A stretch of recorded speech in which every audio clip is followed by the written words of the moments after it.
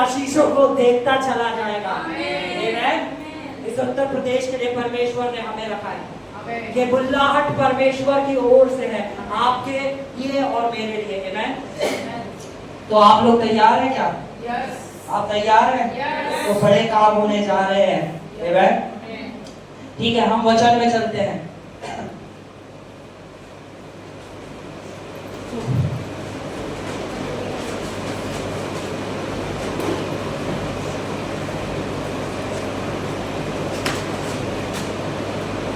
हम एक वचन सीख रहे थे जिस वचन के बारे में हमने उसका टाइटल रखा था कि परमेश्वर जो कभी नहीं बदलता है। ठीक है, परमेश्वर जो कभी नहीं बदलता है। क्योंकि जब हम पुरानी वाचा के अंदर परमेश्वर को देखते हैं तो परमेश्वर बहुत दंड देने वाला, बहुत गुस्सा करने वाला वैसा परमेश्वर नजर आता है। पर अब जब नई वाचा में देखते हैं तो परमेश्वर प्रेम से भरा और दया से भरा परमेश्वर नजर आता है। आमीन। तो हमने कुछ सीखा था कि परमेश्वर ने पुरानी वाचा के अंदर कई सारी वाचाएं हैं। पुरानी वाचा के अंदर कई सारी तो पहली वाचा जो परमेश्वर ने बांधी थी वो किसके साथ बांधी थी? आदम के साथ। और वो वाचा काय की थी? अधिकार की। वो वाचा क्या थी? अधिकार की। कि परमेश्वर ने आदम को क्या दिए? अपने सारे अधिकार, कि तू इस पृथ्वी के ऊपर राज्य कर और इस पृथ्वी के ऊपर जो भी कुछ है उसके ऊपर राज्य कर। आमीन। और दूसरी वाचा जो परमेश्वर ने बांधी वो बांधी थी किसके साथ? नोहा के साथ। नूह के साथ जो दूसरी वाचा बांधी थी। आमीन। जब परमेश्वर कह रहे कि परमेश्वर ने तो पूरी सृष्टि को नाश कर दिया, कि परमेश्वर ने सृष्टि को क्यों नाश करा? हमने वचन में से सीखा था कि कैसे परमेश्वर ने जो भविष्यवाणी करी थी कि एक स्त्री का बीज होगा, है ना, जो शैतान को कुचलेगा और शैतान उसके पैर पे काटेगा, उसकी एड़ी पे काटेगा, डसेगा। हालेलुया। यानी शैतान तो उसका थोड़ा सा ही नुकसान पहुंचाएगा पर वो तेरे साम्राज्य को कुचल के धर देगा। हालेलुया। और जैसे ही ये चीज शैतान को पता चली तो शैतान ने क्या कोशिश करी कि अब वो स्त्री का बीज, किसका बीज? बीज किसका होता है? आदमी का होता है। बीज किसका होता है? पर एक लौता हमारे प्रभु यीशु मसीह थे जो एक स्त्री के द्वारा आए। आमीन। एक लौते वो ही थे, वरना हर एक आज तक के टाइम में जो भी कोई पैदा हुआ है यीशु मसीह को छोड़ वो एक आदमी के बीज से आया है। आमीन। तो शैतान ने क्या कोशिश करी? शैतान ने कोशिश करी मैं उस स्त्री के बीज को आने नहीं दूंगा। तो शैतान क्या कोशिश करता रहा? शैतान ने स्त्री को करप्ट करना चालू कर दिया। आपने बाइबल में से पढ़ा था, ठीक है, कि कैसे उसने क्या करा? जो भी फीमेल्स थी उनका रेप करना चालू कर दिया। आमीन। और जितने आदमी लोग थे उन्हें मारना चालू कर दिया। तो जो फीमेल बच्चा पैदा कर रही थी वो क्या पैदा हो रहे थे? वो स्वर्गदूतों के द्वारा और मनुष्य के द्वारा, गिराए हुए जो स्वर्गदूत थे उनके द्वारा और जो स्त्रियों थी उनके द्वारा। आमीन। उनके द्वारा जो बच्चे पैदा हो रहे थे वो दानव पैदा हो रहे थे। हालेलुया। तो परमेश्वर की दृष्टि सब पे गई। तो उन्होंने जब नोहा को देखा तो नोहा का जो ब्लड था, सिर्फ नोहा का उस समय में वो क्या था? प्योर था। नोहा के ब्लड के अंदर करप्शन नहीं था। नोहा को छोड़ हर किसी के ब्लड के अंदर क्या आ गया था? करप्शन। हर किसी के ब्लड के अंदर वो दानवों का ब्लड मिल चुका था। तो परमेश्वर की नजर नोहा पे पड़ी और परमेश्वर ने नोहा को चुना। हालेलुया। परमेश्वर ने नोहा को चुना, अलग करा। आमीन। बहुत बार लोग कहते हैं कि परमेश्वर ने सारे जानवरों को मार दिया। जब हम बाइबल पढ़ते हैं तो हमें पता चलता है जो वो गिराए हुए स्वर्गदूत थे उन्होंने स्त्रियों के साथ साथ, जानवरों के साथ, पक्षियों के साथ, मछलियों के साथ भी संभोग करा और उससे बच्चे पैदा हो रहे थे। हालेलुया। जो कि क्या पैदा हो रहे थे? नकली दानव पैदा हो रहे थे, है ना। तो परमेश्वर की ये योजना थी कि कैसे उसे उस बीज को संभालना है। आमीन। तो उन्होंने नोहा को बचाया और उस बीज को बचाने की कोशिश करी। हालेलुया। क्योंकि नोहा क्या था? नोहा के अंदर और नोहा के परिवार के अंदर क्या थी? प्योरिटी उनके खून में समाई थी। ऐसा नहीं कि नोहा बहुत धर्मीजन था, क्योंकि अगर नोहा की लाइफ को देखें, जहाज रुका नहीं कि उसने क्या करा? सबसे पहले क्या उगाया? शराब। हालेलुया। है ना, सबसे पहले, और लगा के फिर वो भी टल्ली हो गया, है ना। तो नोहा अपने कामों के बेस पे नोहा कोई धर्मी पुरुष नहीं था। हालेलुया, ठीक है। तो हम अगली वाचा देखते हैं। अगली वाचा जो परमेश्वर ने बांधी थी, जो बांधी थी अब्राहम से, आमेन, इससे बांधी थी अब्राहम से। हम वहां पे चलेंगे, पर पहले हम नोहा के साथ जो वाचा बांधी थी उसे थोड़ा और देखेंगे और ध्यान देंगे, ठीक है। तो हम बोलेंगे उत्पत्ति चैप्टर 9 वर्स 12। फिर परमेश्वर ने कहा, जो वाचा में थे तुम्हारे साथ और जितने जीवित प्राणी तुम्हारे संग हैं, उन सबके साथ भी युग युग की पीढ़ियों के लिए। ठीक है, ये जो वाचा बांधी जा रही है, ये नोहा के साथ और जितने प्राणी यानी जितने जानवर, जो भी कोई नोहा के साथ उस जहाज में था, ये वाचा उनके साथ बांधी गई है।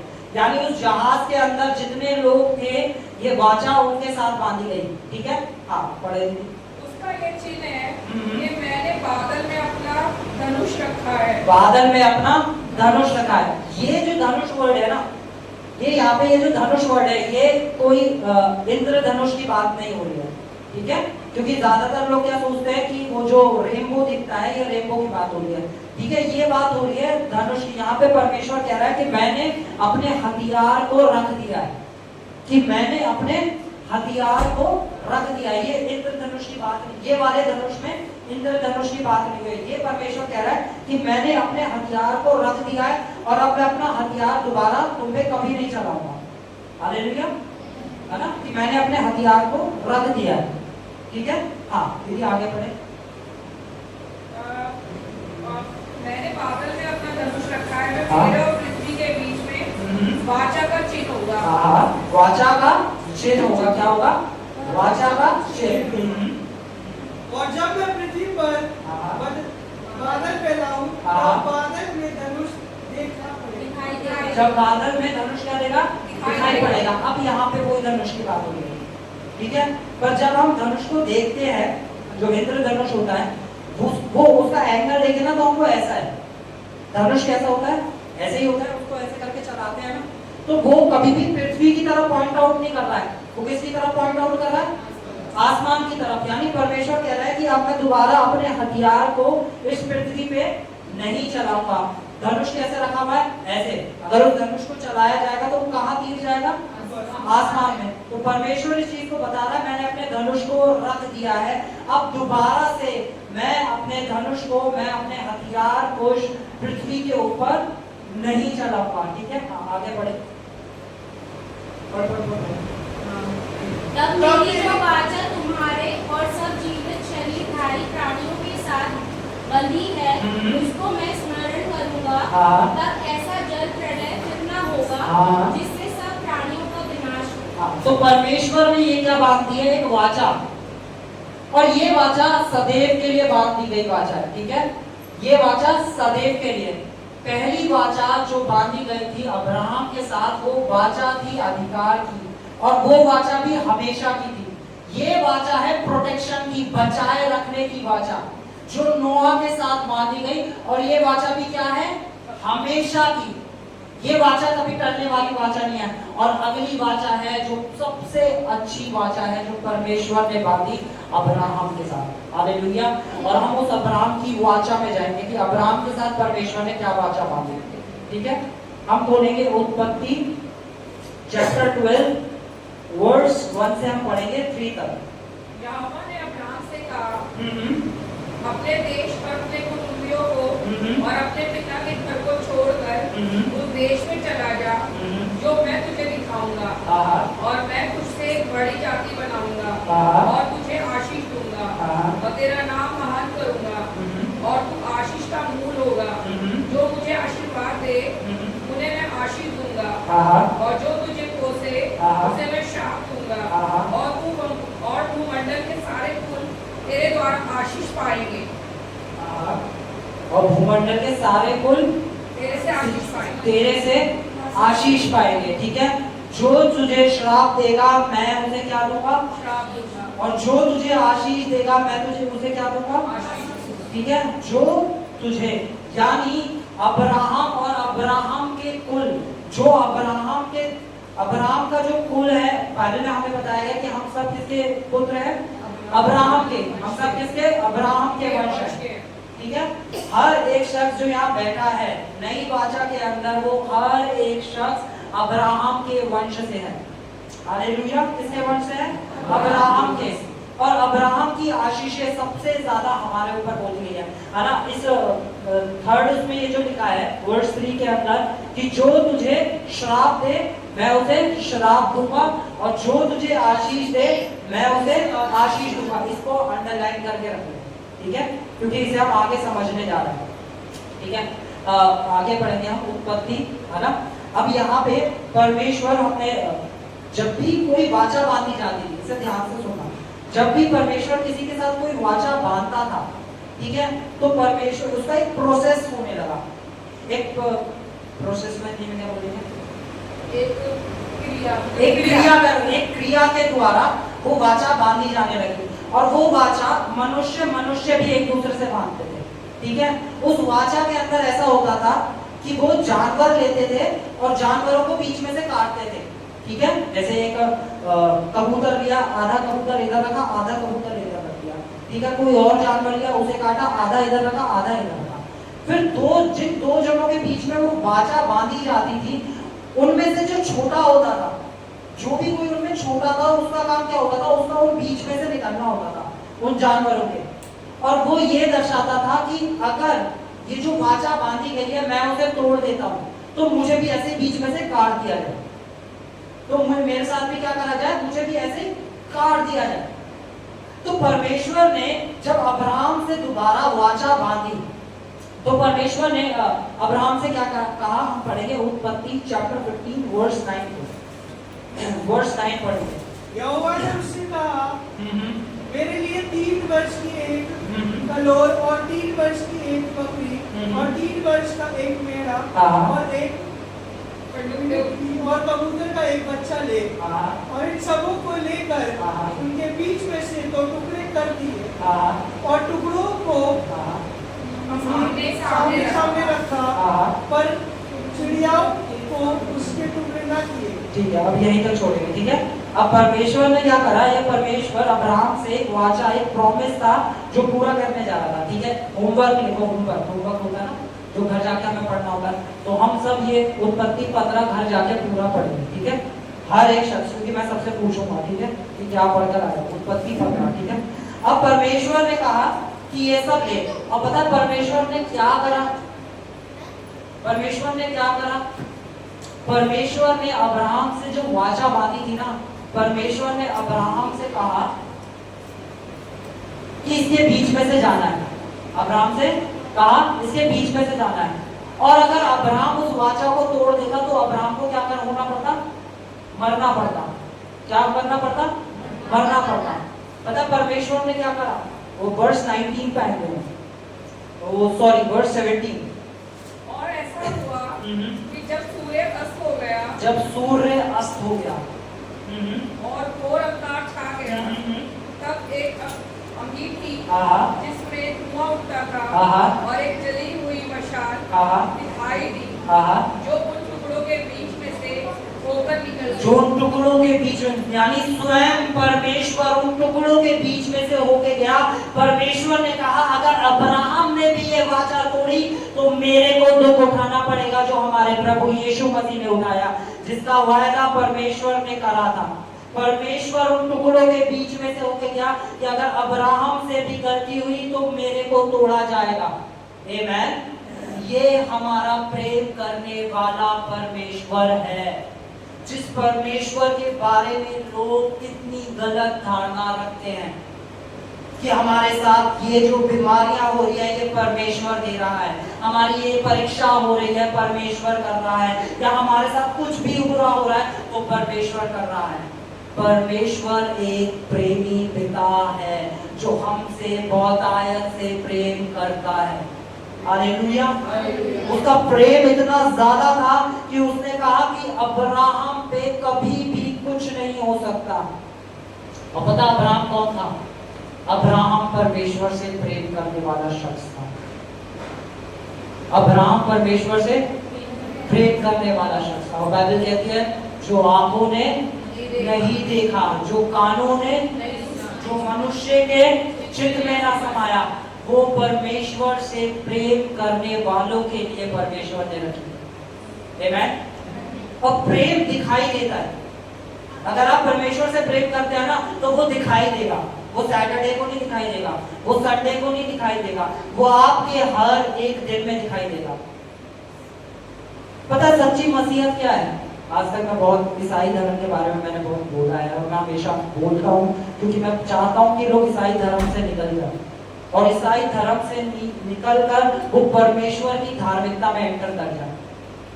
पता सच्ची मसीहत क्या है? क्या है सच्ची मसीहत? कोई बताया होगा सच्ची मसीहत क्या है? प्रेम। ठीक है, सच्ची मसीहत के मैं चलो कुछ बताता हूँ। सच्ची मसीहत प्रेम है। सच्ची मसीहत विश्वास करना जो परमेश्वर ने हमारे लिए कहा है। ठीक है, ये विश्वास करना। और सच्ची मसीहत हमारे जीवन से दिखाई देती है, जिसमें से एक सबसे बड़ा एक मैं आपको सिखाना चाहता हूँ कि सच्ची मसीहत ये नहीं है कि मैं यीशु के लिए जीता हूँ। सच्ची मसीहत ये नहीं है कि मैं यीशु के लिए जीता हूँ। इसे लिखना चाहे लिख ले। सच्ची मसीहत ये नहीं है कि मैं यीशु के लिए जीता हूँ। सच्ची मसीहत ये है यीशु मेरे द्वारा जीता है। आमेन। कम ऑन, ताली बजा सकते हैं, है ना? क्योंकि मसीहत के लिए लोग क्या कर रहे हैं? हम यीशु के लिए जीते हैं, ठीक है, और फिर डर के घर पे बैठते हैं। परमेश्वर ने हमें डर का आत्मा नहीं दिया। हर रोज सिखाऊंगा, हर बार सिखाऊंगा, जब तक डर का एक अंश तक आप सबके जीवन से ना भाग जाए। आमेन। कोई बचा हुआ टुकड़ा तक नहीं रहने देंगे हम। आमेन। जो वचन में जितना मजबूत होगा वो डर से उतना दूर होगा। राइमिंग हो गई है, देख लो। जो वचन में जितना मजबूत होगा वो डर से उतना। अगर आप कोई डर की बात बताए ना तो उसे बताना जो वचन में मजबूत होगा वो डर से दूर होगा। हालेलुया। अब आपको कोई डर की बात बताए ना, ओ ऐसा हो रहा है, वैसा हो रहा है, ये बीमारी है, ये कोरोना है, इस बात का रोना है, तो उसे बताना वचन में मजबूत हो जाओ। आमेन। वचन में मजबूत हो जाओ। शद्रक, मेशक, अबेदनेगो, हालेलुया, उन्हें जला देने के लिए भेजा जा रहा था, पर उन्होंने कहा हम नहीं झुकेंगे, हम नहीं झुकेंगे। तब उनसे किसी ने क्यों नहीं कहा कि कबूतरों के नाई भोले और सांप के नाई चतुर हो जाओ? क्यों नहीं उनसे किसी ने बोला? आमेन। तो मैं ये सिखाना चाहता हूँ कि कैसे हमें वचन में मजबूत होना जरूरी है, क्योंकि जितना हम वचन में मजबूत होंगे उतना डर हमारे जीवन से निकलेगा। और मैं आपको सच बताना चाहता हूँ, आज यहाँ बैठे हर एक शख्स, यहाँ तक मैं भी परमेश्वर की उपस्थिति में कह रहा हूँ, हम सबके जीवन में किसी ना किसी एरिया के अंदर डर आता है। डर आता है, पर डर आने के साथ डर भागता भी है। कब? जब हम उसे जवाब देते हैं वचन से। आमेन। वो यहाँ पे हमें बार बार आके डराने की कोशिश करेगा और हम यहाँ से उसे बार बार सच्चाई बता के भगा देंगे। आमेन। ये इतना आसान है। वो बार बार डराएगा, देख ये बीमारी तेरे पापा को भी थी, ये बीमारी तुझे भी आएगी, पर हम कहेंगे नहीं, यीशु के कोड़े खाने से मैं एक अलौकिक स्वास्थ्य में चलता हूँ। बहुत फर्क है हम में और उन लोगों में। आमेन। जितना हम वचन में मजबूत होंगे, देख तेरे पीढ़ियों में कितने लोग, हर कोई तो गरीब है, तुम्हें तो गरीबी देखनी पड़ेगी, पर वचन कहता है यहोवा मेरा चरवाहा है, मैं नहीं देखूंगा। यीशु मसीह गरीब बने ताकि हम धनी हो जाएं। जैसे यीशु के कोड़े खाने से हम चंगे हो गए, वैसे ही यीशु गरीब हो गया ताकि हम धनवान हो जाएं। आमेन। हमें परिस्थितियों पे नजर नहीं देनी है। आमेन। क्योंकि परिस्थिति बदल देने वाला हमारे साथ साथ हमेशा चलता है। आमेन। परिस्थिति बदल देने वाला हर पल हमारे साथ चलता है। आमेन। क्या वाचा थी परमेश्वर ने जो अब्राहम के साथ बांधी, हालेलुया। और ये वाचा अब्राहम के साथ नहीं, हर एक बच्चा जो अब्राहम का है, हालेलुया, हर एक शख्स जो अब्राहम का है, इधर ध्यान दें, यहाँ पर कोई है ना, हर एक शख्स है ना, हम सब जो अब्राहम के कुल से हैं, वो वाचा हमारे लिए भी है, वो वाचा हमारे लिए भी है। आप समझे नहीं? वो वाचा हमारे लिए भी है कि उसके कोड़े खाने से, कोड़े उसने का पीटा उसे गया, तोड़ा उसे गया, बचाए हम गए, उद्धार उसने दिया, हमने कुछ नहीं किया, हमने सिर्फ उस पर विश्वास करा। आमेन। क्योंकि विश्वास के द्वारा, अनुग्रह से ही हमारा उद्धार हुआ है, हमारे कामों के बलबूते नहीं हुआ है। उद्धार कैसे हुआ है? विश्वास के द्वारा। आमेन। परमेश्वर ने ये वाचा अब्राहम के साथ बांधी। आमेन। अब अगली वाचा जो परमेश्वर ने बांधी, वो बांधी थी दाऊद के साथ। ठीक है, हम इसे पढ़ेंगे दूसरा शमूएल, उसकी चैप्टर 7 वर्स 12 से आप पढ़ेंगे। जब तेरी आयु पूरी हो जाएगी और तू अपने पुरखों के संग सो जाएगा, तब मैं तेरे निज वंश को तेरे पीछे खड़ा करके उसके राज्य को स्थिर करूंगा। ये प्रोफेसी हो रही है हमारे प्रभु यीशु मसीह के लिए। हालेलुया। ये यीशु मसीह के लिए प्रोफेसी हो रही है। हाँ, पढ़ेंगे। मैं तेरे पीछे खड़ा करके हाँ। मैं मेरे नाम का घर वही बनाएगा, हाँ। मैं उसकी राजगद्दी को सदैव स्थिर रखूंगा। ठीक है, मेरे नाम का घर, यीशु मसीह ने कहा मैं अपनी कलीसिया और नर के फाटक उस पे प्रबल नहीं होंगे। ये कलीसिया किसके द्वारा बनाई गई है? कभी मनुष्य के द्वारा? ये कलीसिया यीशु के द्वारा बनाई गई है, और नर के फाटक इस पे कभी भी प्रबल नहीं हो सकते। हालेलुया। कोई भी नर्क से आई हुई चीज इस कलीसिया और इस कलीसिया के लोगों के ऊपर कभी भी प्रबल नहीं हो सकते हैं। आमेन। क्योंकि ये कलीसिया यीशु के द्वारा बनाई गई है। आमेन। हम आगे पढ़ेंगे। मैं उसका पिता ठहरूंगा और वह मेरा पुत्र ठहरेगा। यदि वह अधर्म करे तो मैं उसे मनुष्य के योग्य दंड से और आदमियों के योग्य मार से ताड़ना दूंगा, परंतु मेरी करुणा उस पर से ऐसे न हटेगी जैसे मैंने शाऊल पर से हटा ली थी। आमेन। जब ये वाचा परमेश्वर बांध रहे थे, तो ये दाऊद के साथ बांधी गई थी, और दाऊद से कौन आने वाला था? उसका बेटा, दाऊद का बेटा नहीं, दाऊद का बेटा सुलेमान, है ना। नीति वचन जिनका हम पढ़ते हैं, ये दाऊद ने जब इसे रिसीव करा, तो दाऊद ने इसे ऐसे रिसीव करा था जैसे वो सुलेमान के लिए हो। हालेलुया। ये सुलेमान के लिए, जो मेरा आने वाला वंश है, उसके लिए है। पर ये परमेश्वर प्रोफेसी कर रहे थे यीशु मसीह के बारे में, क्योंकि उसका राजदंड सदा का है। आमेन। उसका राजदंड सदा का है, उसकी राजगद्दी सदा की है। आमेन। और वो ही है जिसने परमेश्वर की कलीसिया को बनाया। आमेन। उसी ने ही उस कलीसिया को बनाया। हालेलुया। तो ये एक वाचा बांधी गई, जो किसके साथ बांधी गई थी? दाऊद के साथ। आमेन। अब ये एक वाचा बांधी गई थी दाऊद के साथ, और इसलिए यीशु मसीह को क्या बोला जाता है? दाऊद की संतान। अरे करना आया था, हे दाऊद की संतान मुझ पे दया कर, हे दाऊद की संतान। यीशु मसीह को दाऊद की संतान बोला गया। हालेलुया। समझ में आ रहा है? मैं बहुत शॉर्ट में, छोटा छोटा, जिससे आपको क्लियर हो, ऐसे समझाने की कोशिश कर रहा हूं। दाऊद जो था, परमेश्वर ने अपना संतान जो है, दाऊद जो है, यीशु मसीह जो थे, वो दाऊद के घराने के कहलाए। हालेलुया। यीशु मसीह किसके घराने के कहलाए थे? दाऊद के घराने के। ठीक है। अब हम अगली वाचा में आते हैं, जो वाचा बांधी गई थी मूसा के साथ। आमेन। जो वाचा बांधी गई थी मूसा के साथ, ठीक है। अब हम जो वाचा अभी तक हमने सीखी, पहली अब्राहम के साथ जो क्या थी, आदम के साथ वाचा थी, वो क्या थी, अधिकार की। दूसरी नोआ के साथ वो क्या थी, क्या, प्रोटेक्शन। तीसरी अब्राहम के साथ जो क्या वाचा थी, जो तुझे श्राप देगा उसको श्राप। ब्लेसिंग की, वो ब्लेसिंग की वाचा थी, आशीषों की वाचा थी, है ना।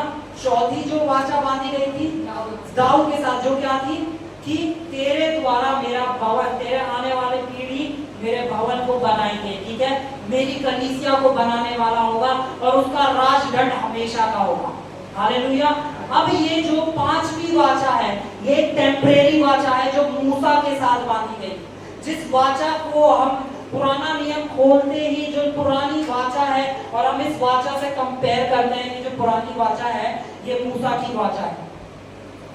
ये टेम्परेरी वाचा थी। टेम्परेरी मतलब कौन बताया हिंदी में, टेम्परेरी कुछ समय के लिए रहने वाली, जो परमानेंट कुछ समय के लिए रहने वाली, यानी ये कुछ टाइम के लिए थी फिर खत्म हो जाएगी, ठीक है, जो हमेशा के लिए नहीं दी गई। बाकी हर एक वाचा ऐसे दी गई जो हमेशा के लिए थी, सिर्फ एक यही वाचा थी जो कुछ समय के लिए थी, ठीक है। हम वचन में से इसके बारे में पढ़ेंगे। हम बोलेंगे गलातियों 3:23, गलातियों 3:23। अच्छा, किस किस को समझ में आ रहा है? ज्यादा डिफिकल्ट तो नहीं हो रहा है ना, थोड़ा इजी करके बताने की कोशिश कर रहा हूँ, ठीक है। हाँ, गलातियों 3:23। देखा पुरानी वाचा के अंदर कितनी सारी वाचा है। आज तक हमें यही पता था कि पुरानी वाचा तो एक ही वाचा है जो मूसा की वाचा है, पर पुरानी वाचा के अंदर अभी हमने कितनी सारी वाचाएं पढ़ ली कि परमेश्वर ने कितनी सारी वाचाएं दी हैं, और उन सभी वाचाओं में से एक वाचा थी जो मूसा के साथ बांधी गई थी, जो एक टेम्परेरी वाचा थी, ठीक है। गलातियों 3:23। विश्वास के आने से पहले, प्रभु यीशु मसीह में विश्वास के आने से पहले व्यवस्था की अधीनता में हमारी रखवाली होती थी। उन 10 कमांडमेंट्स में वो जो परमेश्वर ने पट्टियों पे लिख के दी थी, उसमें हमारी रखवाली होती थी, होती थी, होती थी। 2024 साल पहले जब यीशु मसीह क्रूसिफाई हुए और उनका पुनरुत्थान हो गया, उससे पहले होती, यीशु मसीह के रिजरेक्शन से पहले होती, यीशु मसीह के रिजरेक्शन के बाद पवित्र आत्मा उतर गया, उसके बाद नहीं होती, नहीं होती है। अब विश्वास में हमारी होती है प्रोटेक्शन, अब आत्मा हमारे अंदर रहता है, हालेलुया। अब नहीं होती उन आज्ञाओं के द्वारा, ठीक है, मूसा की व्यवस्था के द्वारा, ठीक है। हाँ, पढ़। और उस विश्वास के आने तक जो प्रकट होने वाला था, हम उसी के बंधन में रहे। उस विश्वास के आने तक हम किसमें थे, बंधन में। उस विश्वास के आने तक, विश्वासियों सुन लो, आने तक हम बंधन में थे। अब विश्वास आ गया, हम बंधन से आजाद हो गए हैं। आमीन। हम बंधन से आजाद हो गए हैं। हालेलुया। आगे बढ़ो दीदी। 24। इसलिए व्यवस्था मसीह तक पहुंचने के लिए हमारी शिक्षक हुई। मसीह तक पहुंचने के लिए हमारी क्या हुई, और जब हम मसीह तक पहुंच गए तो अब हम आजाद हैं व्यवस्था से। Hallelujah, hallelujah. हाँ, मसीह में पहुंचने तक हमारी शिक्षक हुई है। हम विश्वास से धर्मी ठहरे। ओ हालेलुया। हम किससे धर्मी ठहरे, विश्वास से। हम किससे धर्मी ठहरे, विश्वास से। कार्यों के द्वारा नहीं, विश्वास के द्वारा हम धर्मी ठहरे हैं। हर एक शख्स विश्वास के द्वारा धर्मी ठहरा है, अपने कार्यों के द्वारा नहीं, अपने कामों के द्वारा नहीं, हम धर्मी ठहरे हैं तो विश्वास के द्वारा। तो व्यवस्था क्यों दी गई, क्यों बहुत होता है ना, क्यों दी गई, है ना, व्यवस्था क्यों आई, है ना। तो इसे हम पढ़ेंगे, वो 19th वर्ष पढ़ेंगे इसमें, 3:19। तब फिर व्यवस्था क्यों दी गई? हाँ, यहाँ पे भी देखो क्यों, है ना, क्यों दी गई व्यवस्था, क्यों दी गई, विश्वास के द्वारा ही धर्मी ठहरना, तो क्यों व्यवस्था, ठीक है। हाँ, पढ़ते हैं। वह तो अपराधों के कारण हाँ। बाद में दी गई। वे तो अपराधों के कारण बाद में जीते। व्यवस्था कभी भी परमेश्वर का हृदय नहीं था। व्यवस्था कभी भी परमेश्वर का हृदय नहीं था। परमेश्वर ने कभी अपने दिल से व्यवस्था नहीं देनी चाहिए थी। परमेश्वर नहीं देना चाहता था, ये परमेश्वर का दिल नहीं था। आमीन। परमेश्वर का दिल नहीं था कि वो व्यवस्था दे। ठीक है, हम आगे पढ़ते हैं। उसके वंश के आने तक रहे। उसके किसके आने तक? वंश। उस बीज के आने तक। हालेलुया। परमेश्वर क्या कर रहा है? उस बीज को ही प्रोटेक्ट कर रहा है, क्योंकि उस समय जब व्यवस्था दी गई तो इतना पाप बढ़ गया था, जैसे नोहा के टाइम में हुआ था। इतना ज्यादा पाप बढ़ गया था कि क्या होने लगा था, फिर से उस बीज के ऊपर बात आ गई। तो परमेश्वर फिर से किसे बचा रहा था? उस बीज को, यीशु मसीह जो आने वाले थे, जिसके द्वारा सारी मानव जाति का उद्धार होना था। उसकी प्रोटेक्शन परमेश्वर कर रहे थे। सॉलिड फूड खाने का मन करता है ना, सॉलिड फूड खाना है, हिंदी भाषा में क्या बोलते हैं? ठोस वचन चाहिए, ठोस वचन चाहिए, ले लो ठोस वचन। हालेलुया। ये है ठोस वचन कि परमेश्वर का हृदय कभी व्यवस्था का नहीं था, क्योंकि लोग व्यवस्था को बता के कहते हैं ऐसा कार्य करो, वैसा कार्य करो, ये एक मजबूत खाना है। पर व्यवस्था तो कभी परमेश्वर का हृदय था ही नहीं। आमीन। व्यवस्था सिर्फ और सिर्फ श्रापों को लाती है। व्यवस्था मारने के लिए बनाई गई थी। आमीन। यीशु मसीह जीवन देने आए और उनके द्वारा अनुग्रह और सच्चाई आई। हालेलुया। हालेलुया। दीदी आगे बढ़े। उसके वंश तक आने तक रहे, जिसको प्रतिज्ञा दी गई थी। जिसको क्या दी गई थी? हमने प्रतिज्ञा के बारे में पिछले हफ्ते को सीखा था ना, प्रतिज्ञा के बारे में, कि जब परमेश्वर हमें कोई प्रतिज्ञा देता है हमें उस पर संदेह नहीं करना, है ना। अब्राहम ने जो उसे प्रतिज्ञा मिली थी उस पर संदेह नहीं करा, अविश्वासी होकर उस प्रतिज्ञा पे संदेह नहीं करा और परमेश्वर की क्या करी? महिमा करी। हालेलुया। तो ये एक प्रतिज्ञा थी। ठीक है, आगे बढ़ेंगे। प्रतिज्ञा दी गई थी और वे स्वर्गदूतों के द्वारा एक मध्यस्थ के हाथ ठहराई गई। किसके द्वारा? स्वर्गदूतों। व्यवस्था किसने दी थी? स्वर्गदूत। व्यवस्था किसने दी थी? स्वर्गदूत। ओ भैया, हमने तो आज तक पढ़ा था परमेश्वर ने व्यवस्था दी थी। व्यवस्था किसने दी थी? स्वर्गदूत ने। अच्छा, सच में? सच में? ठीक है, एक वर्ष हो गई। हम बाइबल से 3-4 वर्सेस पढ़ेंगे कि कैसे व्यवस्था स्वर्गदूतों के द्वारा की गई। आपको पता है, एक बार परमेश्वर ने मूसा से कहा था कि मैं तेरे साथ एक स्वर्गदूत भेज रहा हूं, मैं तो तुझ पे दया करूंगा पर ये स्वर्गदूत तुझ पे दया नहीं करेगा। पढ़ा आपने? मैं तो तुझ पे दया करूंगा पर ये स्वर्गदूत जो है ना, ये तुझ पे दया नहीं करेगा, ये तुझे सीधा काट देगा। क्योंकि बाइबल में जब हम पढ़ते हैं तो एक शख्स के बारे में हम देखते हैं जो लकड़ियां उठा रहा होता है। क्या कर रहा होता है? लकड़ियां उठा रहा होता है और वो सबात करने होता है और वो मर जाता है। ठीक है, फिर हम एक तरफ थोड़ा पीछे जाते हैं, हम देखते हैं कि केन अपने भाई को मार देता, हाबिल को, फिर भी जिंदा रहता है। तो परमेश्वर का पक्षपाती परमेश्वर है? नहीं, वो व्यवस्था के अधीन था जो लकड़ियां उठा रहा था और उसे मरना इसलिए ही पड़ा क्योंकि वो व्यवस्था के अधीन था। वो विश्वास के अधीन नहीं था, वो परमेश्वर के अधीन नहीं था, वो किसके अधीन था? वो व्यवस्था के अधीन था। उसने व्यवस्था को तोड़ा इसलिए उसे मरना पड़ा। और परमेश्वर का हृदय कभी भी व्यवस्था नहीं था। आमीन। ठीक है, अब हमने एक वर्ष पढ़ी कि क्या कहते हैं? व्यवस्था किसके द्वारा दी गई? किसके द्वारा दी गई? किसके द्वारा? ठीक है, हम एक और वर्ष पढ़ते हैं। हम खोलेंगे प्रेरितों के काम चैप्टर 7 वर्स 53।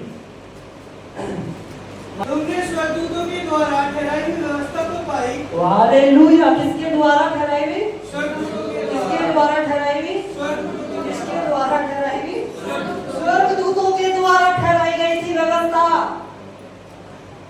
परमेश्वर का हृदय कभी नहीं था व्यवस्था के लिए, वो स्वर्गदूतों के द्वारा ठहराई गई। आमीन। व्यवस्था से आज हमें निकलना बहुत जरूरी है। आज भी मैं मसीहों के घर में देखता हूँ वो 10 कमांडमेंट्स टंगी हुई है, जिसके बारे में लिखा है कि वो मृत्यु की वाचा है। वो मृत्यु की वाचा है और आज भी हम उस वाचा को लगा के कोशिश कर रहे हैं कि हम इन 10 आज्ञाओं को माने।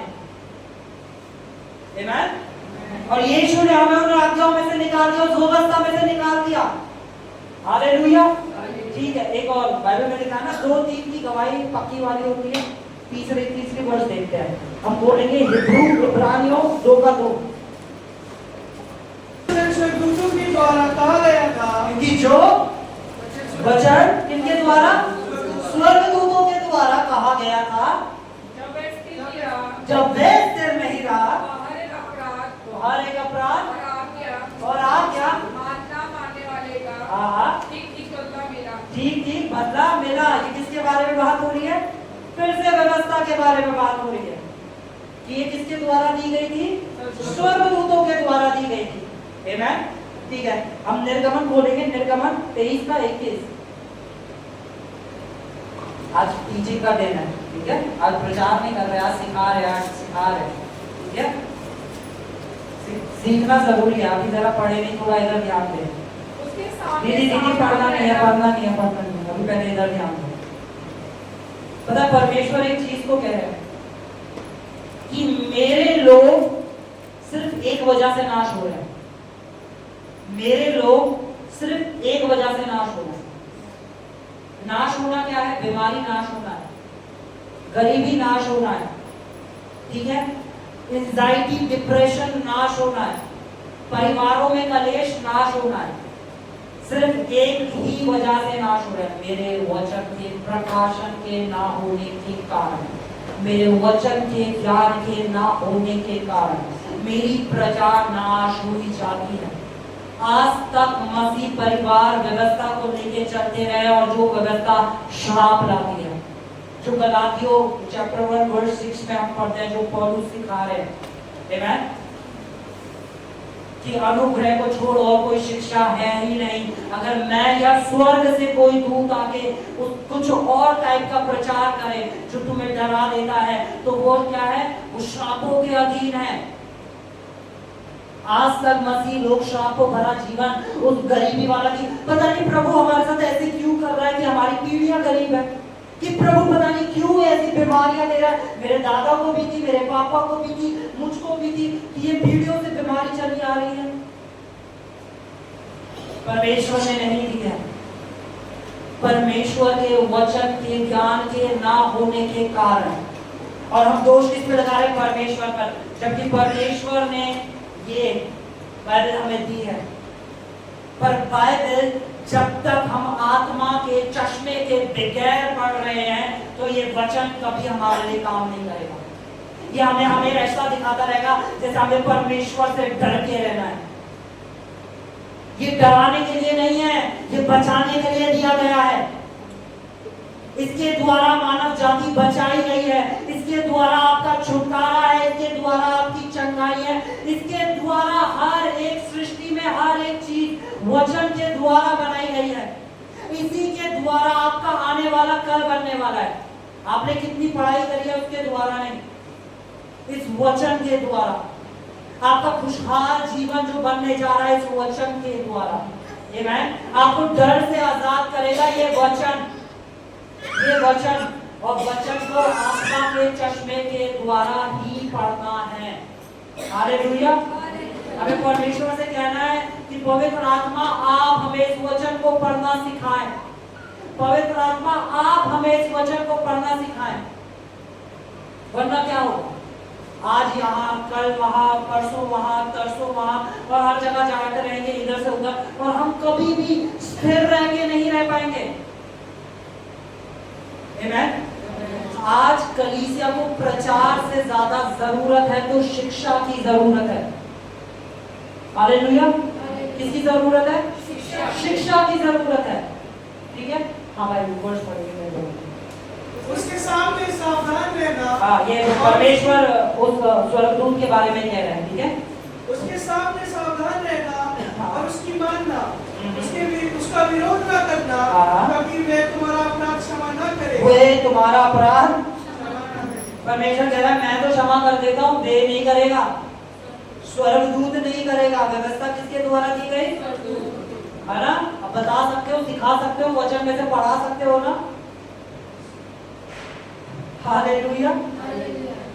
एक मध्यस्थ के हाथों ठहराई गई, आमेन, स्वर्गदूतों के द्वारा, फिर बीच में एक मध्यस्थ और फिर हमें दी गई। और आज जो हम जिस नई वाचा में है वो यीशु मसीह जो हमारे अंदर रहता है उसके द्वारा दी गई है। कोई बीच में मध्यस्थ नहीं है, परमेश्वर ने पर्दा बीच में से फाड़ दिया। हालेलुया। कुछ मध्यस्थ नहीं है बीच में, सिर्फ परमेश्वर और सीधा हम। आमेन, आमेन। और यीशु हमारे अंदर। अब परमेश्वर जब हमें देखता है ना तो परमेश्वर ऐसे नहीं देखता जोशु, विकास, एली, अनुग्रह, नहीं, परमेश्वर देखता है यीशु, यीशु, यीशु, यीशु। वो नहीं देखता ओ विकास ऐसे ऐसे काम कर रहा, वो देखता है यीशु का लहू, वो देखता है यीशु का लहू, वो देखता है यीशु का लहू, वो देखता है यीशु का लहू। अभी हम नई भाषा में आएंगे और नई भाषा बहुत एक्साइटिंग है जो यीशु मसीह ने हमें दी है, वो बहुत पावरफुल है। आमेन। अभी तो हम सिर्फ पुरानी भाषा पे ही ध्यान दे रहे हैं, अभी आने वाली है नई भाषा, ठीक है, ठीक है। हाँ, तो परमेश्वर को कह रहे हैं कि वो तुम पे रहम नहीं करेगा, वो बिल्कुल रहम नहीं करने वाला है, ठीक है। परमेश्वर दया करने वाला है, स्वर्गदूत क्या है? दया नहीं करने वाला है, ठीक है। तो व्यवस्था का आना भी जरूरी था, ठीक है। हम पढ़ेंगे रोमियो चैप्टर 7 वर्स 7, ठीक है। व्यवस्था का आना भी जरूरी था क्योंकि बिना व्यवस्था के हमें पाप के बारे में पता ही नहीं चलता कि पाप है क्या, ठीक है। ये मैं आपको सिखा रहा हूँ, एक बहुत अच्छा एग्जांपल देता हूँ, बहुत अच्छा। बहुत बार माँ बाप को छोटे बच्चों को चीजों को मना करना पड़ता है। क्यों? क्योंकि वो उनकी प्रोटेक्शन चाहते हैं। क्या चाहते हैं? उसका बचाव चाहते हैं, उसके बारे में अच्छा चाहते हैं, ठीक है। वो जैसे वो चाहते हैं कि वो किसी बिजली के स्विच में हाथ ना दे, ठीक है। तो मना करते हैं, नहीं नहीं नहीं यहाँ हाथ नहीं डालना, है ना? नहीं नहीं नहीं ऊपर से नहीं कूदना, नहीं नहीं ये चाकू है इसे नहीं छूना, नहीं खिड़की से हाथ बाहर नहीं निकालना। जिससे पहले बच्चा ये समझ पाए कि ये मेरे माँ बाप हमेशा मुझे मना करते रहते हैं, मना करते रहते हैं, जिससे पहले आपके बच्चे आपका दिल समझने पाए कि आप उसे बचाने के लिए कर रहे हैं, उससे पहले आपको अपने बच्चे को बचाना पड़ता है। समझ पा रहे? उससे पहले आपको क्या करना है? उसे प्रोटेक्ट करना है, जिससे पहले वो आपके दिल को समझने पाए। हालेलुया। क्या? आपके दिल को समझने पाए, ठीक है। अब जब परमेश्वर ने हमें व्यवस्था दी थी, क्या हम इसे पढ़ेंगे? तो हम क्या कहें? क्या व्यवस्था पाप है? कदापि नहीं, वरन बिना व्यवस्था के मैं पाप को नहीं पहचानता। बिना व्यवस्था के मैं पाप को नहीं पहचानता। व्यवस्था दी जाने से पहले वो क्या कर रहे थे? क्या कर रहे थे? पाप कर रहे थे। उन्हें नहीं पता था कि मर्डर करना पाप होता है। उन्हें नहीं पता था कि अपने ही कुटुंब की किसी अपने ही कुटुंब की किसी लड़की से, अपनी बहनों के साथ, अपने भाइयों के साथ फिजिकल रिलेशनशिप बनाना पाप होता है। उन्हें पाप की पहचान ही नहीं थी कि ये भी पाप होता है। उन्हें पता ही नहीं था। हालेलुया। अच्छा, आप में से कितनों को नहीं पता कि व्यभिचार पाप है? कितनों को नहीं पता? सबको पता है ना? तो व्यवस्था आपके लिए नहीं है। उनको नहीं पता थी तो उन्हें बताई गई थी ये गलत है। आमेन। आप में से कितनों को पता है कि झूठ बोलना गलत है? कितने लोगों को नहीं पता? नहीं पता। सबको पता है ना झूठ बोलना गलत है ना? उन्हें नहीं पता था तो उन्हें बताई गई थी। आमेन, आमेन, ठीक है। व्यवस्था यदि ना कहती कि लालच मत कर, और मैं लालच को ना जानता, परंतु पाप ने अवसर पाकर आज्ञा के द्वारा उसमें सब प्रकार का लालच उत्पन्न किया, क्योंकि बिना व्यवस्था के पाप मुर्दा है। बिना व्यवस्था के पाप मुर्दा है, ठीक है। बिना व्यवस्था के पाप मुर्दा है, ठीक है। और इस बाइबल साफ कहती है कि पाप का डंक, मृत्यु का डंक व्यवस्था है। मृत्यु का डंक व्यवस्था है। हालेलुया। जो मृत्यु आई वो व्यवस्था के द्वारा आई, पर जीवन आया यीशु मसीह के द्वारा। क्योंकि जब यीशु मसीह आए थे तो सबको पता था गलत क्या है, पर यीशु मसीह का अनुग्रह ही है जो हमें बचाता है। आमेन। यीशु पाप बना ताकि हम पाप से आजाद हो सके। हालेलुया। यीशु ने हमें चुना, यीशु ने हमें अलग करा, ठीक है। व्यवस्था हर बात में पता क्या कहती है? ये करो, ये मत करो, ये मत करो, ये मत करो, ये मत करो, ये मत करो, ये ऐसे करो, ये वैसे करो।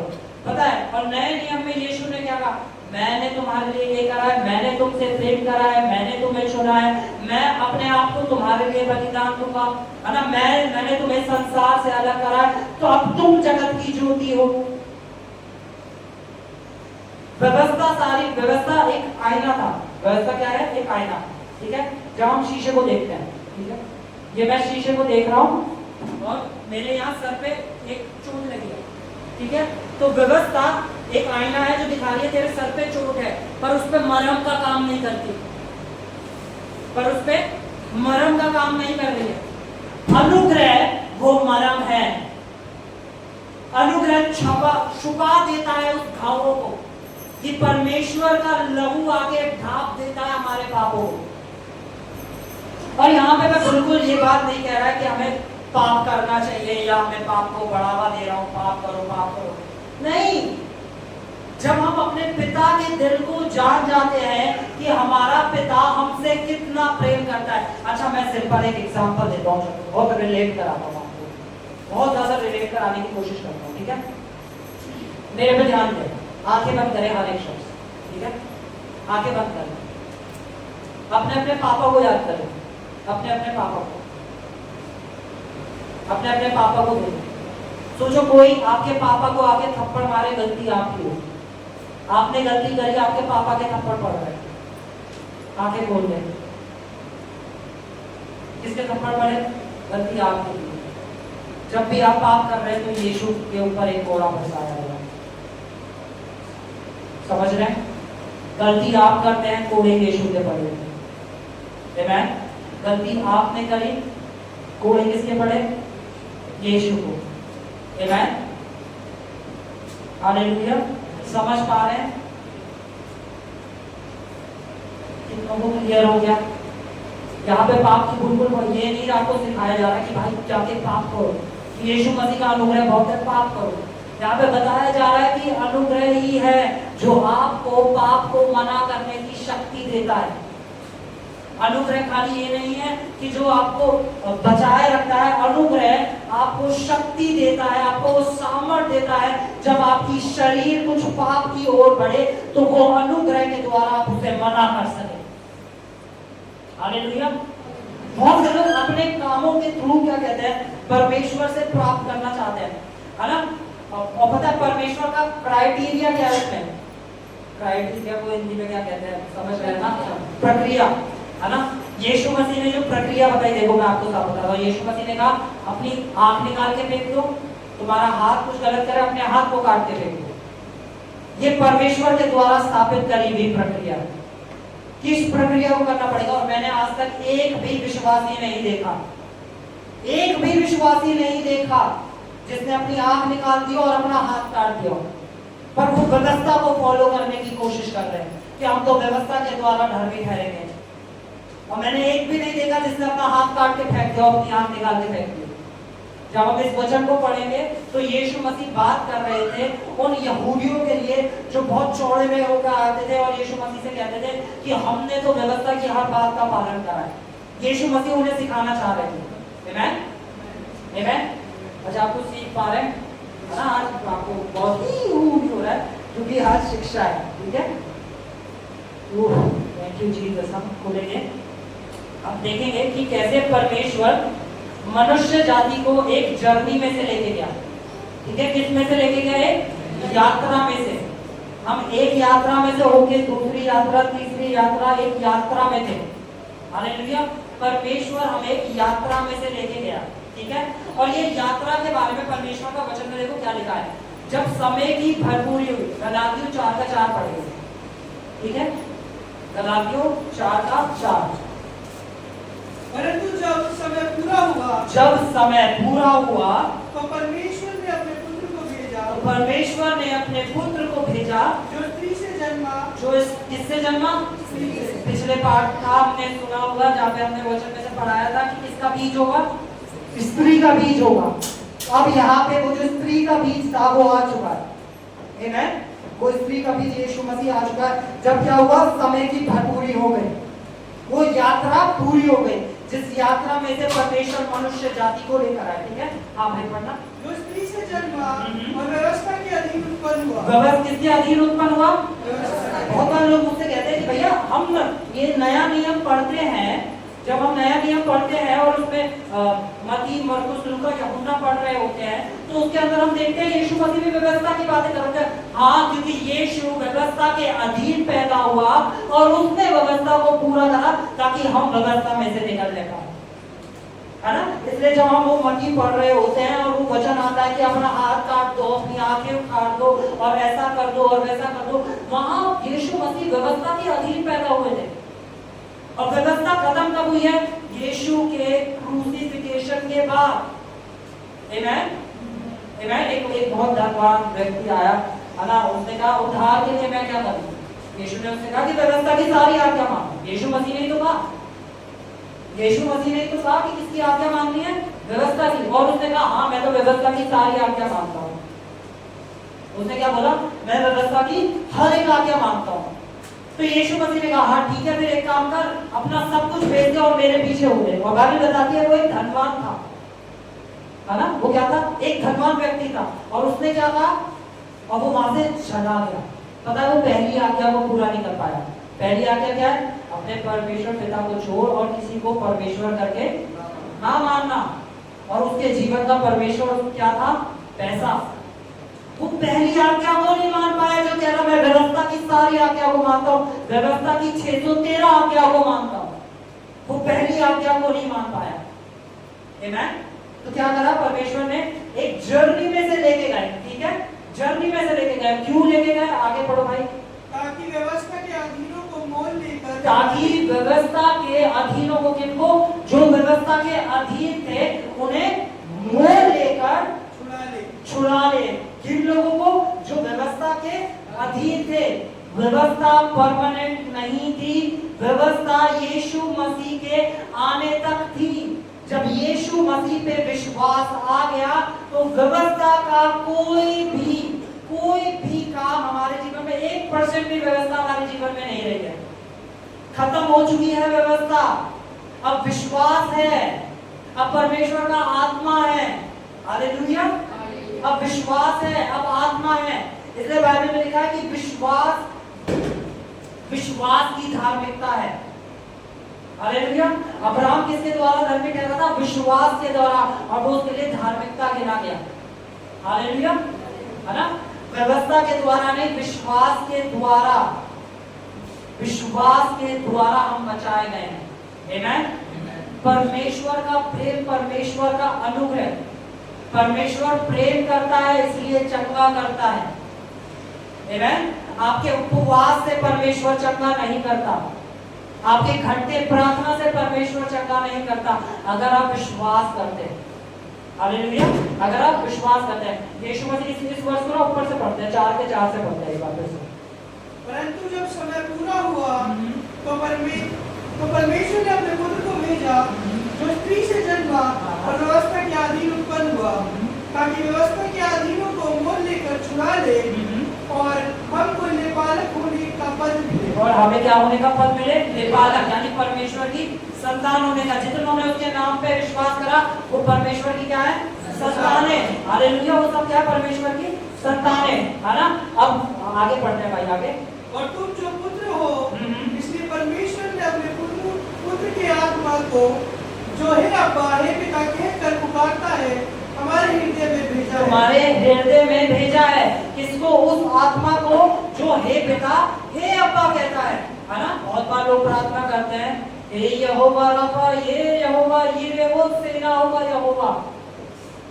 पता नए नियम में एक बार भी यीशु ने प्रार्थना करते समय ऐसा नहीं बोला हे यहोवा, हे सेनाओं के यहोवा। उसने बोला हे पिता, हे पिता। चेलों ने कहा प्रार्थना करने से कहो, तो यीशु मसीह ने कहा कहो हे हमारे बाप, हे पिता, हे हमारे बाप। परमेश्वर हमारा पिता है और ये चीज सिर्फ हम पे आत्मा ही है जो हम पे प्रकट कर सकती है। वरना हम परमेश्वर के लिए नाम ढूंढते रहेंगे कि परमेश्वर को इस नाम से बुलाए या परमेश्वर को उस नाम से बुलाए। जब हम उस नाम से बुलाएंगे तो परमेश्वर ज्यादा खुश होगा, और जब हम उस नाम से बुलाएंगे तो वो ज्यादा खुश होगा। परमेश्वर हमारा बाप है, परमेश्वर हमारा पिता है।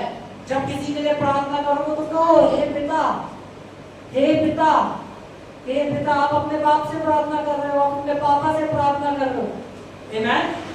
परमेश्वर को आपको नए नए नाम देने की जरूरत नहीं है, ना ही वो पुरानी वाचा में जो नाम दिए गए उन सारे नामों की भरपूरी यीशु नाम के अंदर पूरी हो चुकी है। हालेलुया। इस पे मैं पहले सिखा चुका हूं, दोबारा से हम इसको सिखाऊंगा मैं कि कैसे यीशु नाम के अंदर इन सारे नामों को प्रकट कर दिया गया। आमेन। तो अगर हम परमेश्वर जो आत्मा है जो हमारे हृदय में डाला गया है, सिर्फ वो आत्मा ही है जो हमारे मुंह से हे पिता निकलवाता है। आमेन।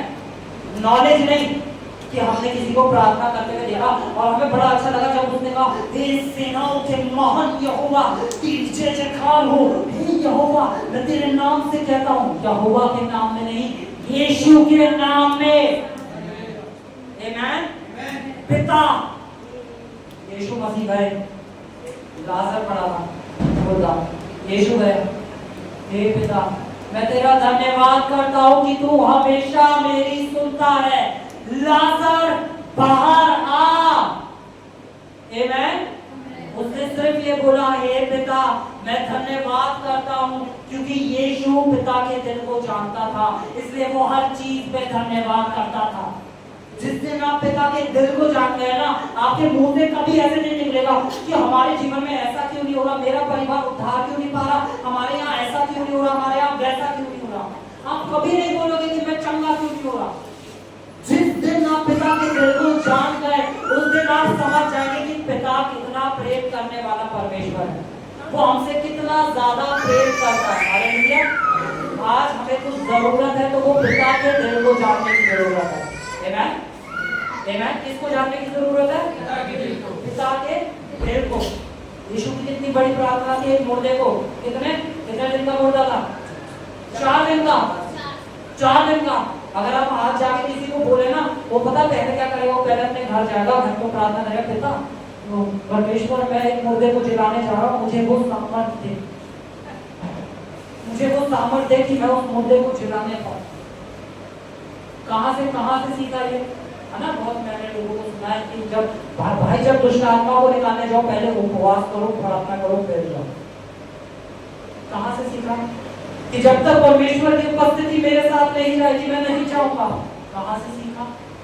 मैं बताऊं कहां से? मूसा से सीखा। मूसा कहता था जब परमेश्वर आपकी उपस्थिति नहीं जाएगी तो मैं भी नहीं जाऊंगा। हालेलुया। अब महिमा की आशा यीशु मसीह तुम में रहता है। अब यानी जहां तुम जा रहे हो तो उसकी महिमा तुम्हारे साथ साथ जा रही है। आमेन। अब तुम अकेले नहीं जा रहे हो, ना तुम्हें बैठ के प्रार्थना करने की जरूरत है, क्योंकि ये यीशु का वायदा है, मैं तुम्हें कभी ना छोड़ूंगा और कभी ना त्यागूंगा। जब तुम दुष्ट आत्मा निकालने जाओगे तो मैं तुम्हारे साथ जाऊंगा। जब तुम बीमार को चंगा करने जाओगे तो मैं तुम्हारे साथ जाऊंगा। जब तुम किसी भी जो बदवाई में उन्हें छुटकारे के लिए प्रार्थना करने जाओगे तो मैं तुम्हारे साथ जाऊंगा। आमेन। अब हम कभी भी अकेले नहीं है। आप यहाँ से बाहर जा रहे हैं, आप ऑफिस जा रहे हैं, परमेश्वर आपके साथ है। आमेन। आप अपने घर में बैठे हैं, परमेश्वर आपके साथ है। आप जहां भी जा रहे हैं परमेश्वर अब आपको छोड़ने वाला नहीं है। हालेलुया। अब परमेश्वर आपको कभी छोड़ने वाला नहीं है। आप किसी प्रार्थना के द्वारा और परमेश्वर को अपने अंदर नहीं कर सकते। पौलुस कह रहा है अब तुम पवित्र आत्मा के क्या हो? अब तुम क्या हो? पवित्र आत्मा के। हालेलुया। हम सब कौन है? पवित्र आत्मा के। परमेश्वर कहाँ रहता है? हमारे कहाँ पर? हमारे। अब क्या हमें प्रार्थना करने की जरूरत? परमेश्वर हमें सामर्थ दो। परमेश्वर कह रहा है मैं पूरा का पूरा तुम्हारे अंदर हूँ, मैं पूरा का पूरा तुम्हारे अंदर हूँ। आमेन। परमेश्वर क्या कह रहे हैं? मैं पूरा का पूरा का हूँ, तुम्हारे अंदर हूँ। ठीक है। और बहुत बार ये पुरानी वाचा की वजह से हम कंफ्यूज रहते हैं। ठीक है। और बहुत बार हम पुरानी वाचा की वजह से क्या करते हैं? भविष्यवक्ताओं के पीछे भागते हैं। ठीक है, हम बोलेंगे हिब्रू चैप्टर 1 वर्स 1। बोलो इधर अपने पड़ोसी को देखो, पड़ोसी से देख के बोलो कि शिक्षा में मजबूत हो जाओ, जिससे कोई भरमाने ना पाए। हालेलुया, भरमाने ना पाए। आमीन। क्योंकि बहुत बार लोग क्या करते हैं, भविष्यवक्ताओं के पीछे भाग रहे हैं। क्या कर रहे हैं? भविष्यवक्ताओं के लिए कि हमारे लिए ये भविष्यवाणी कर दीजिए, मैं हमारे लिए वो बताओ मेरा क्या होगा, उस लड़की से शादी करूं ना करूं, उस नौकरी को करूं ना करूं। वो क्या कर रहे हैं? भविष्यवक्ताओं के पीछे भाग रहे हैं। हालेलुया। ठीक है, पढ़ेंगे हम। परमेश्वर के बाप दादाओं से थोड़ा करके और बाकी से भविष्यवक्ताओं के द्वारा बातें कर इन अंतिम दिनों में हमसे पुत्र के द्वारा बातें की। हालेलुया। पूर्व युग में परमेश्वर ने किसके द्वारा बात करी? भविष्यवक्ताओं के द्वारा। हालेलुया। और अब क्या परमेश्वर किसके द्वारा बात कर रहा है? अपने पुत्र के द्वारा। किसके द्वारा बात कर रहा है? अपने पुत्र के द्वारा। हम एक वर्स को पढ़ेंगे और फिर मैं इसे अच्छे से आपको समझाऊंगा। हम पढ़ेंगे Romeo chapter 8 verse 14। Romeo chapter 8 verse 14 को खोलेंगे जल्दी से। जीसस। इसलिए कि जितने लोग परमेश्वर के आत्मा के चलाए चलते हैं, जितने लोग परमेश्वर के आत्मा के चलाए चलते हैं, वे ही परमेश्वर के पुत्र हैं। वे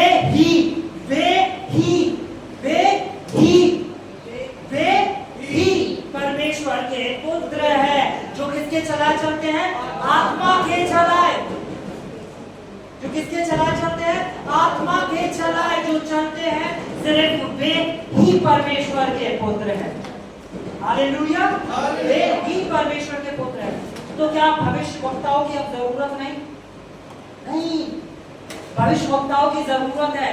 जब परमेश्वर हमसे कुछ कहता है, जब उसका आत्मा हमसे कुछ कहता है, तो एक भविष्यवक्ता आके उसे कंफर्म करता है।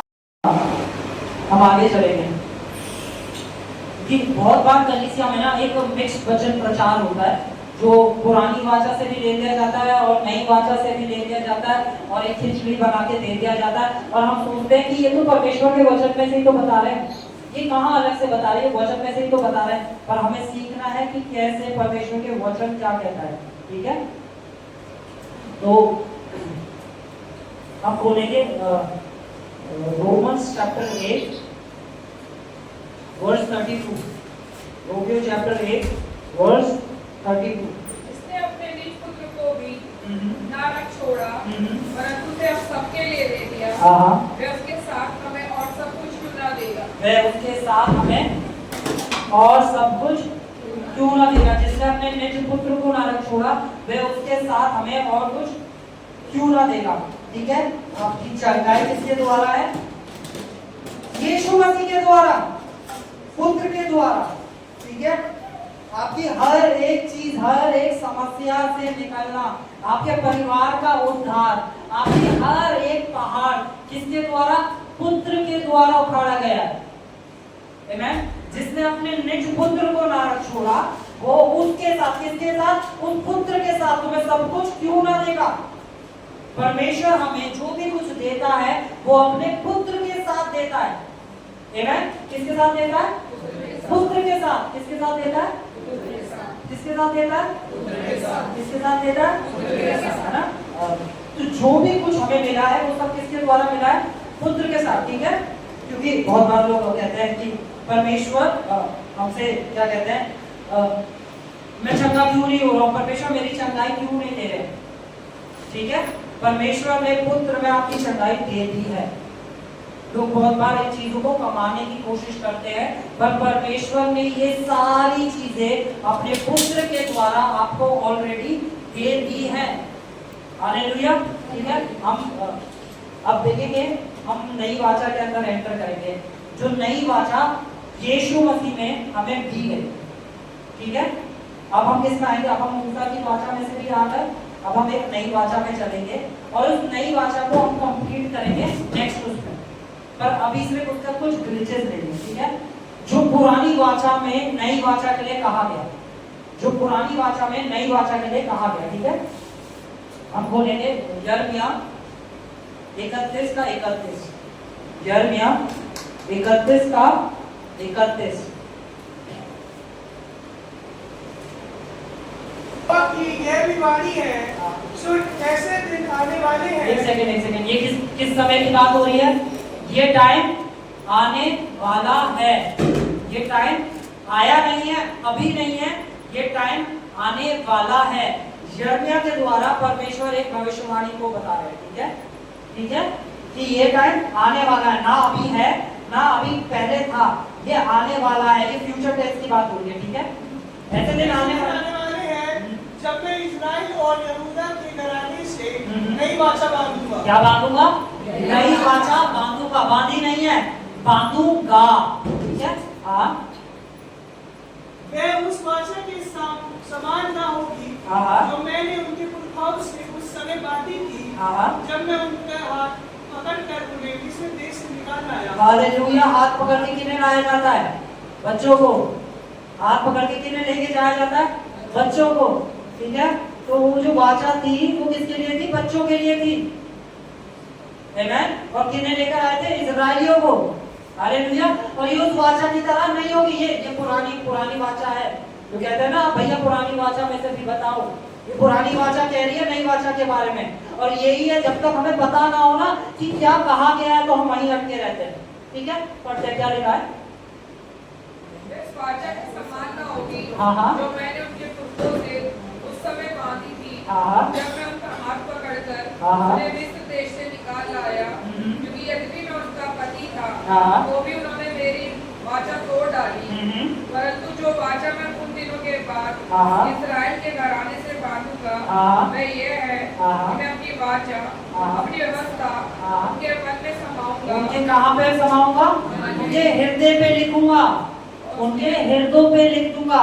पत्थरों की पट्टियों पे दी गई थी हमें वाचा, पत्थरों की पट्टियों पे नहीं, मैं उनके हृदयों पे उस वाचा को लिखूंगा जो वाचा मैं बांधने जा रहा हूँ। हालेलुया।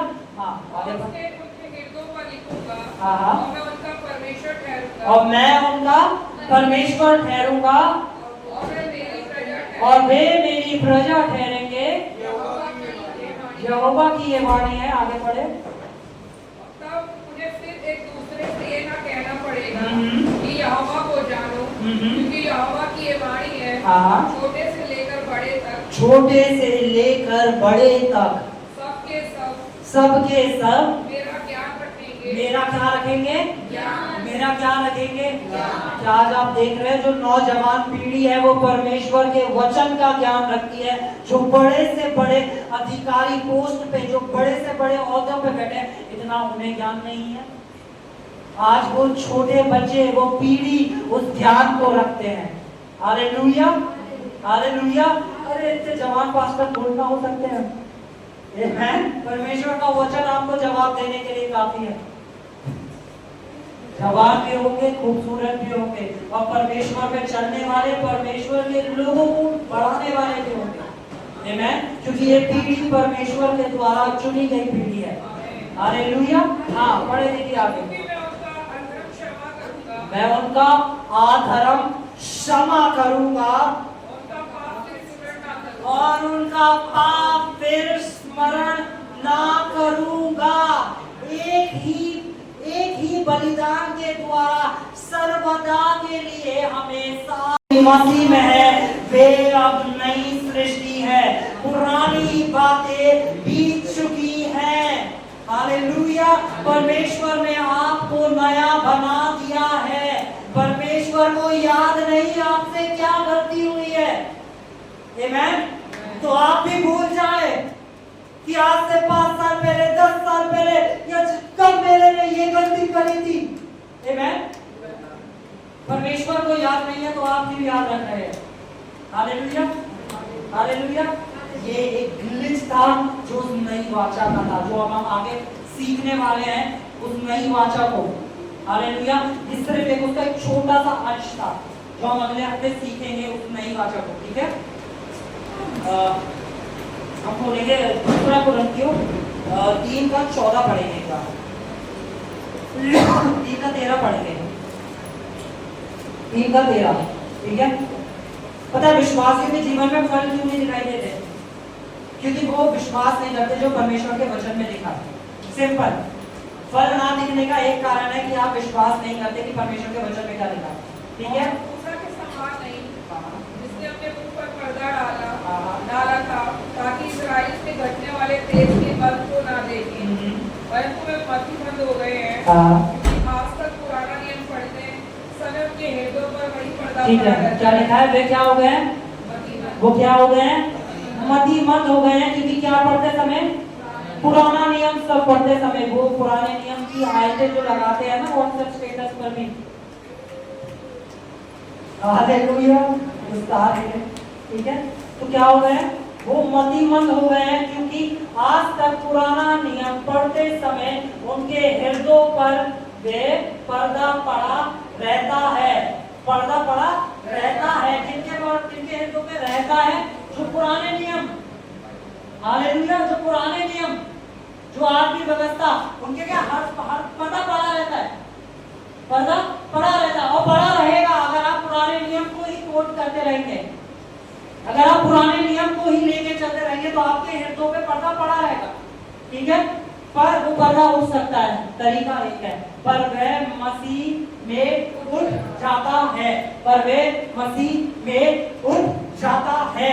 हालेलुया, वो पर्दा मसीह में उठ जाता है।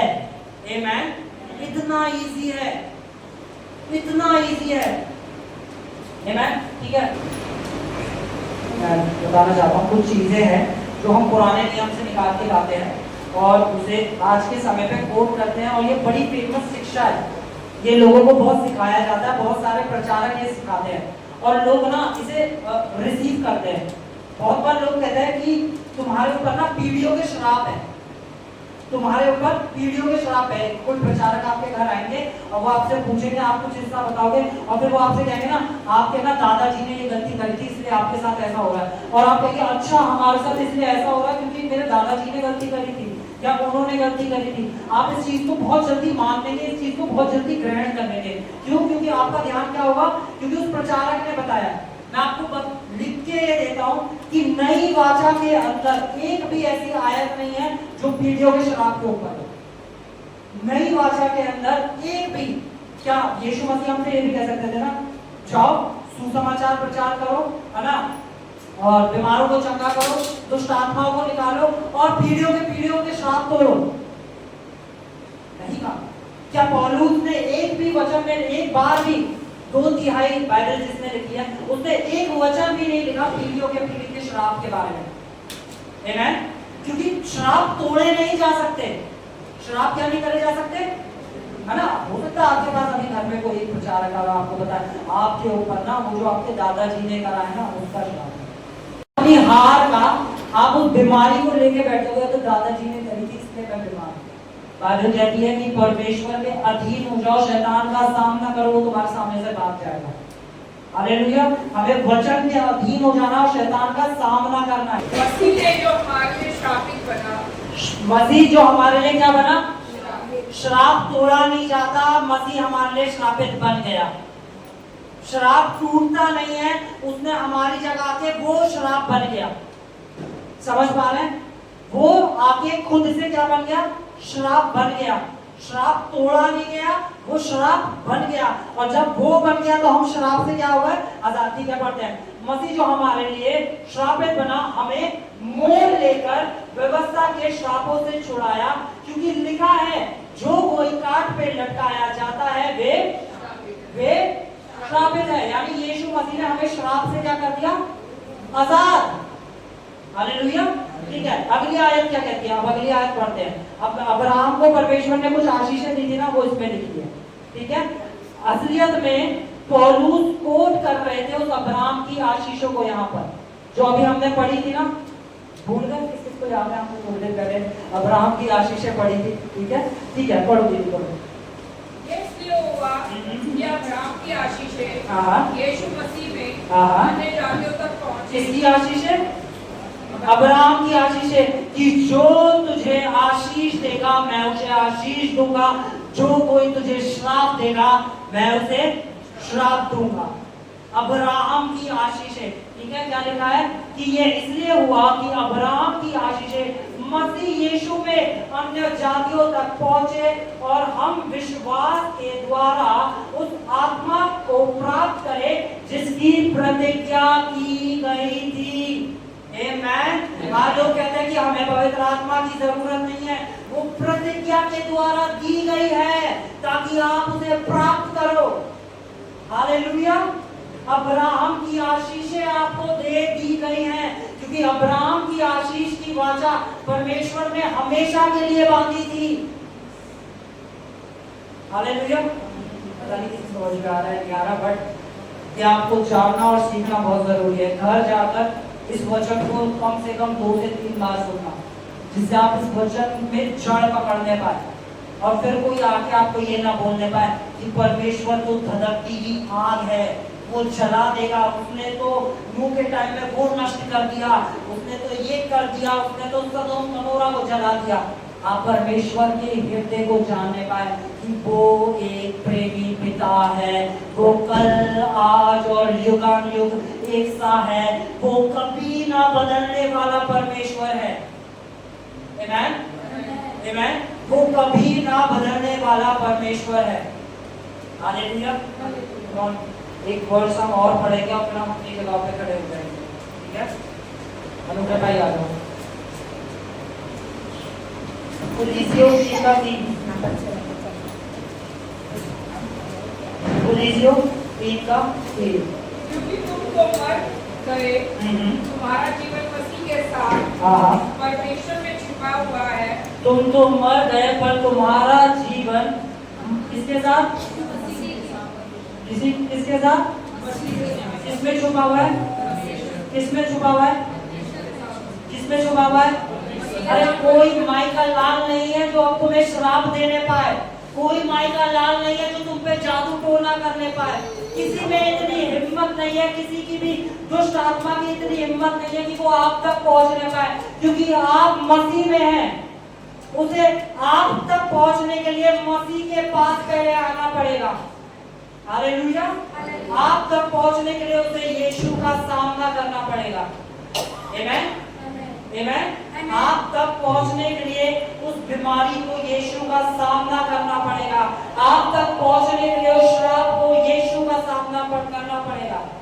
शैतान की उन दुष्ट आत्माओं, अगर आप विश्वासी हैं तो आपसे पहले उसे यीशु का सामना करना पड़ेगा। और किसी में इतनी हिम्मत नहीं है कि वो यीशु के सामने खड़े होने पाए। हालेलुया। कम ऑन, अपनी आंखों को बंद करें, अपनी आंखों को बंद करें।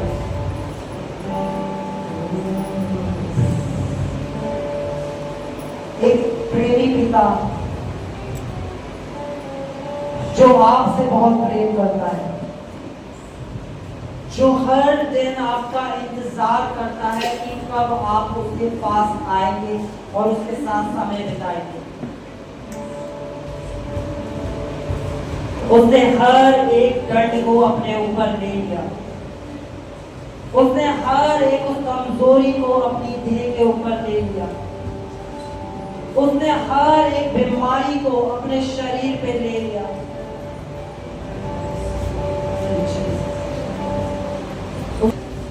वो हमारी शर्म में आके एक हो गया ताकि हम शर्म से निकलने पाए।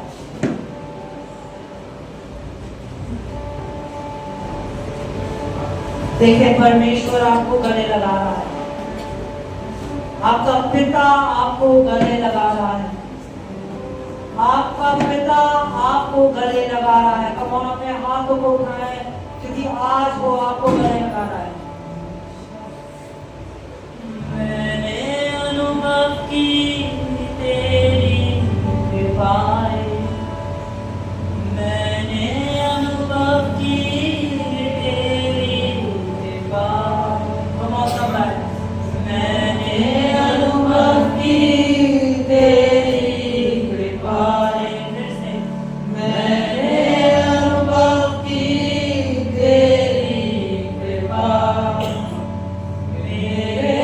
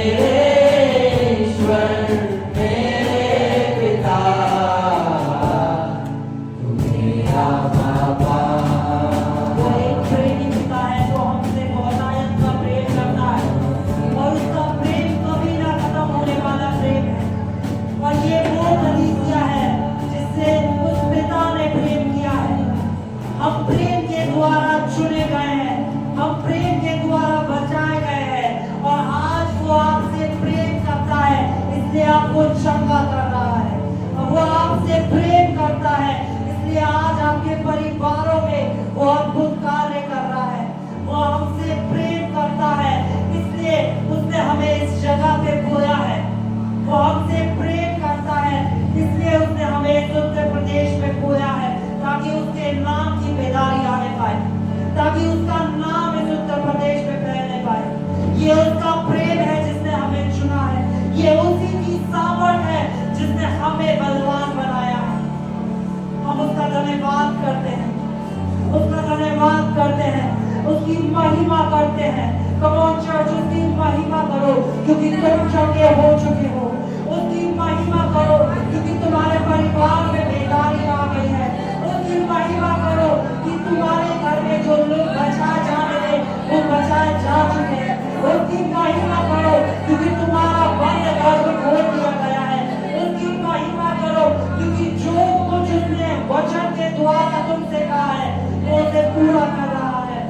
उसकी महिमा करो, उसकी महिमा करो। Amen. Amen. Hallelujah. Hallelujah.